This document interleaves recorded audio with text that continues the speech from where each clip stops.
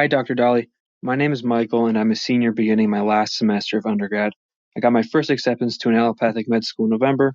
So now that I know I'm in regardless of what happens with my remaining med schools, I want to focus on building smart financial habits now so that I know what I'm doing in the future.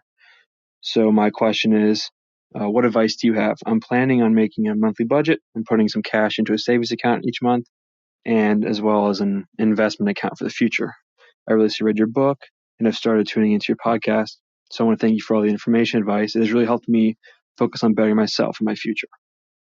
Congratulations, Michael, on getting into medical school. It is not a small feat that you've done. In fact, in the entire pipeline, getting into college, getting into medical school, getting into residency, getting into fellowship, getting the job you want. I think getting into medical school is actually the most competitive, most difficult step. So congratulations on that. And congratulations also for thinking about your finances in advance.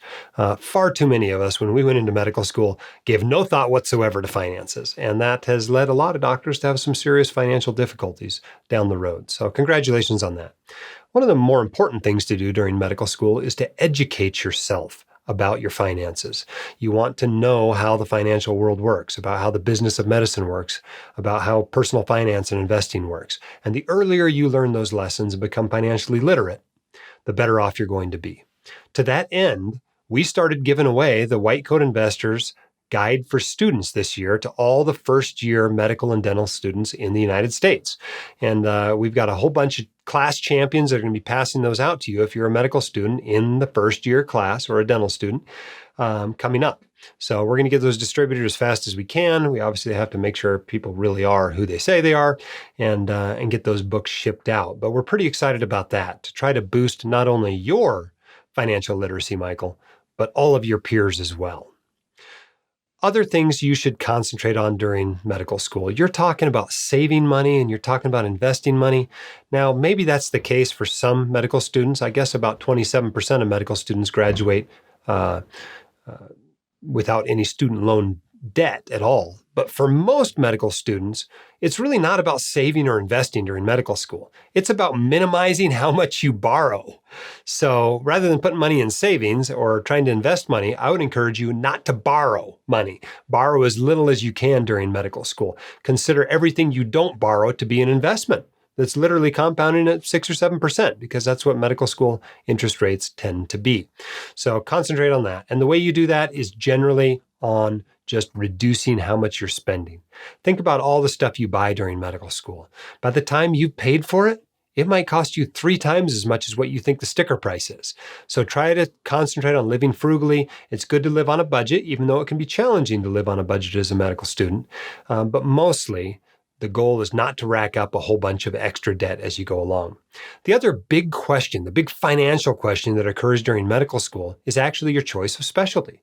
And I wouldn't make this choice primarily based on financial considerations. In fact, the most important financial consideration when it comes to choosing a specialty is what specialty are you going to be happy practicing for the next 20 or 30 years? Because you're far better off being a pediatrician for 30 years than you are being a spine surgeon for 8 if you burn out after 8 years in practice. And so you really want to find something where not only you can make your mark on the world because life isn't all about money, but also something you will be happy practicing for a long time. But if there are 2 specialties that you love equally, and one of them has a much better lifestyle and pays much better, keep in mind that 10 years out of your training, you are going to care a whole lot more about your lifestyle and a whole lot more about how much money you make than you do as an MS3. And that's just the way we work as people. And so recognize that. It's okay to put a little bit of weight onto lifestyle and financial considerations, even if it shouldn't be the most important aspect of choosing a specialty. That's a good way actually to get miserable if all you focus on is how much a specialty makes.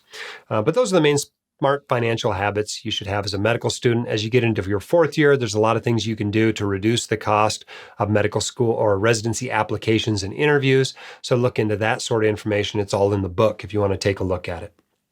If you want your questions answered by the White Coat Investor, record your question at whitecoatinvestor.com/YQA or click the link in the description.